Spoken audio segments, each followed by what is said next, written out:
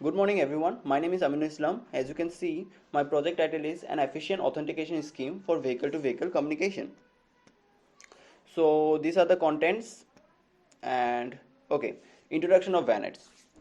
Managing thousands of vehicles on the road in a city without using wireless communication technology is challenging for the traffic control department. Sometimes traffic is diverted to roads where the traffic density is already high. This often results in traffic jam or in some cases road accident. To manage such bad situations or bad traffic condition, VANETs are being introduced. So we can say that the aim of this VANET is basically road safety. VANET, it is the subclass of mobile ad hoc network which uses vehicle as a mobile node to provide communication. So the major components of VANETs are onboard unit, roadside unit and trusted authority. Onboard unit basically mounted on a vehicles. Inside onboard unit some GPS, microsensors are there. It collects all the traffic related informations like speed of the vehicles, location of the vehicles, etc. and broadcast to the other vehicles and RSU. RSU also communicate with onboard unit through a dedicated short range communication protocol and also communicated with trusted authority with the help of wide channel. Next, the trusted authority. It provides security in the network.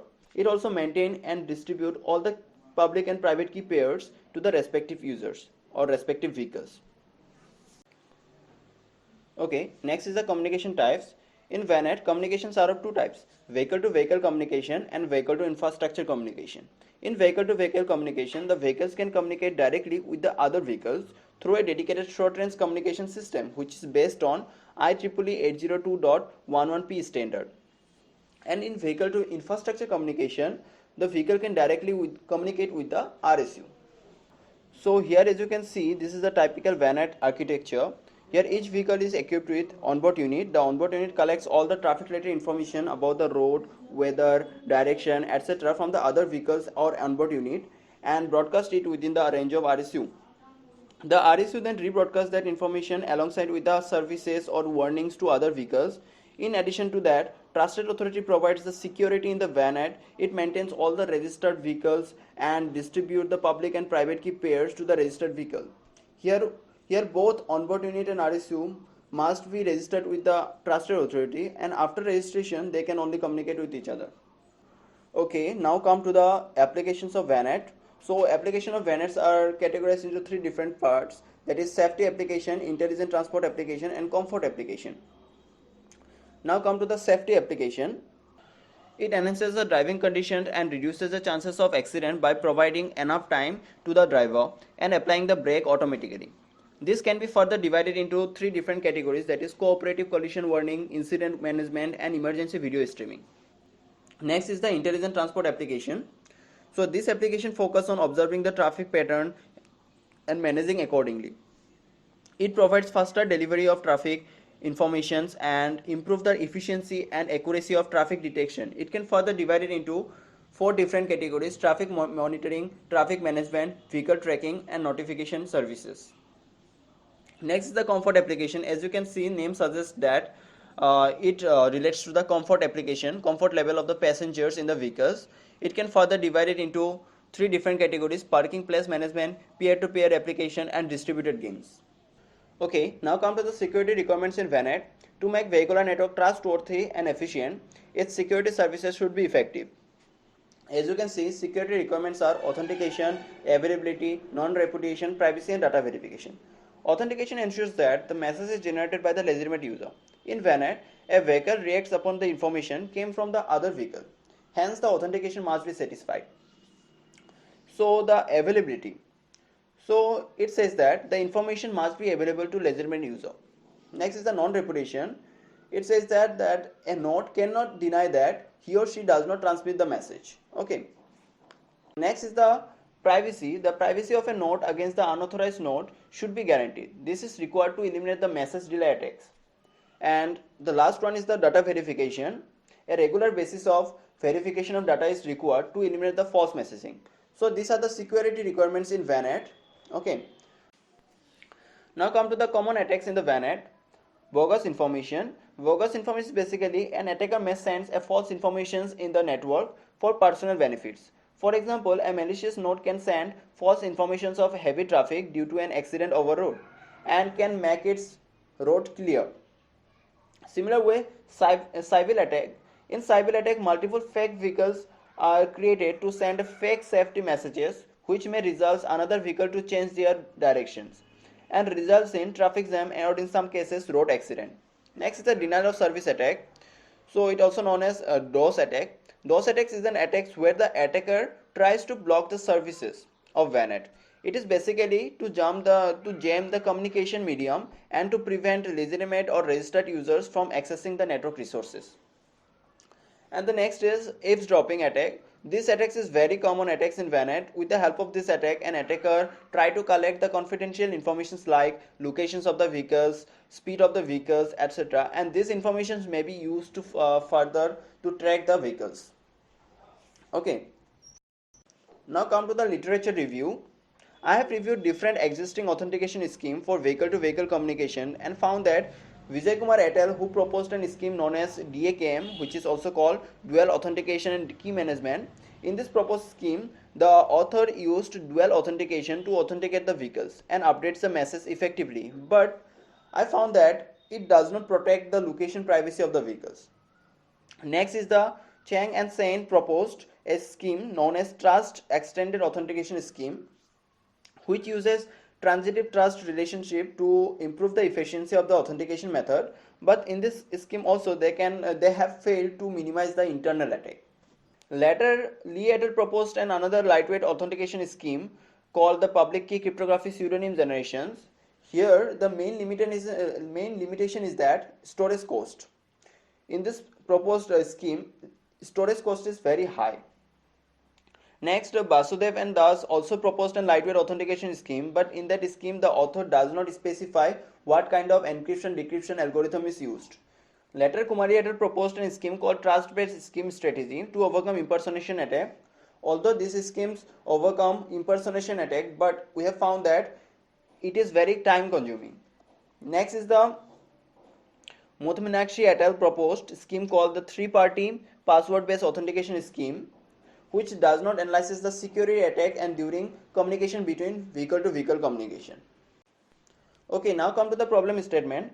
So from the literature review, we have understood that there are different types of VANET schemes that are already proposed and minimized various attacks. But the problem is that this scheme takes too much computation time and communication times, and some schemes takes high communication and storage cost. Therefore, I have proposed an efficient authentication scheme. The aim of this scheme is basically to reduce the storage cost as well as communication cost. So here is the network model. The network model of this VANET is divided into two layers, that is upper layer and lower layer.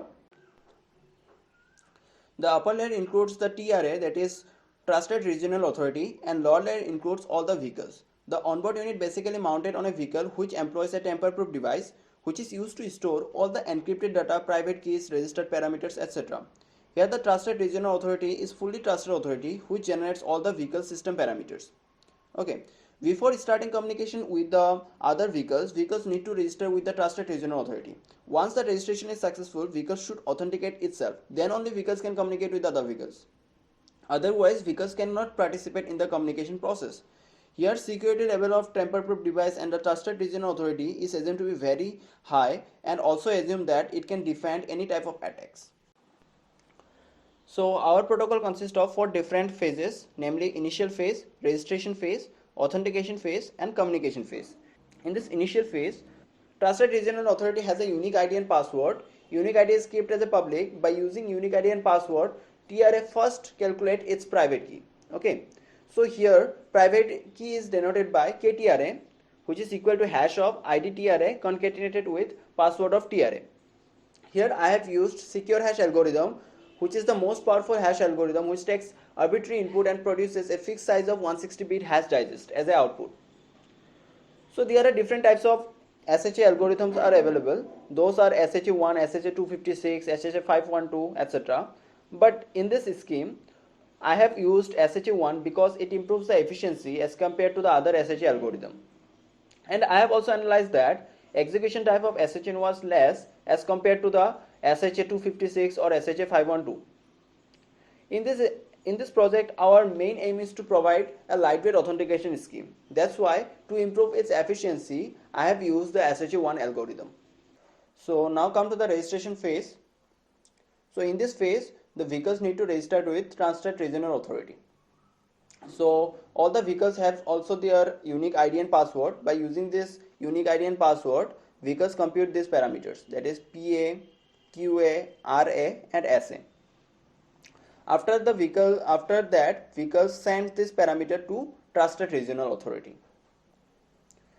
So next, once a Trusted Regional Authority receives those parameters from the vehicles, then it generates one random number NTRA and computes the following parameters, that is ATRA and BTRA.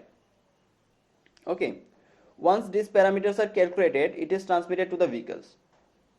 After that, vehicles receive these parameters and stores all the parameters in the TPD, tamper-proof device.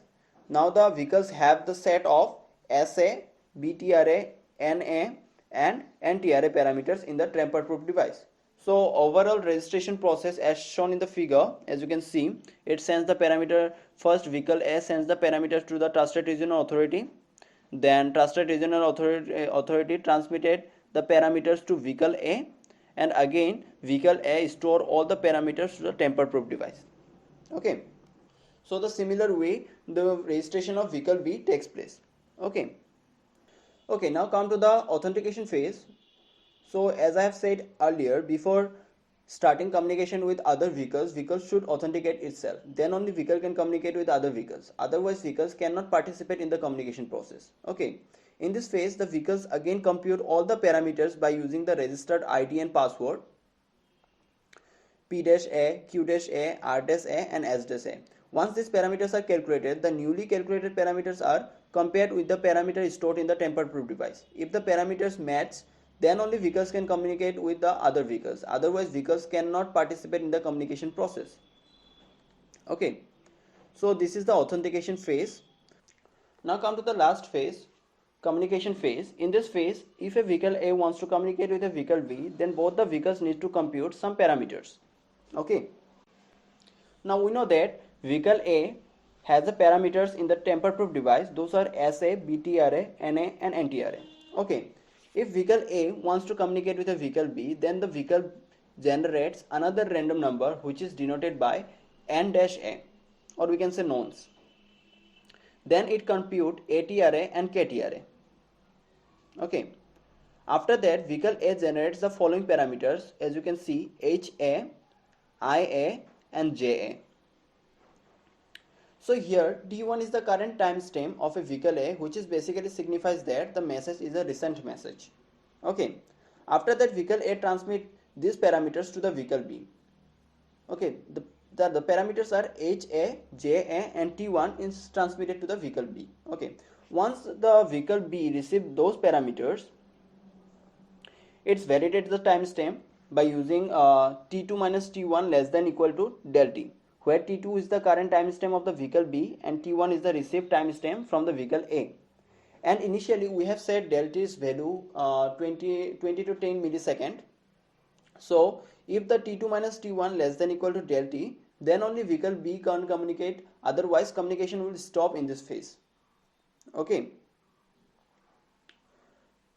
So once the timestamp is validated, vehicle B calculates the following parameters, as you can see, N-A, IA, M message, MSG.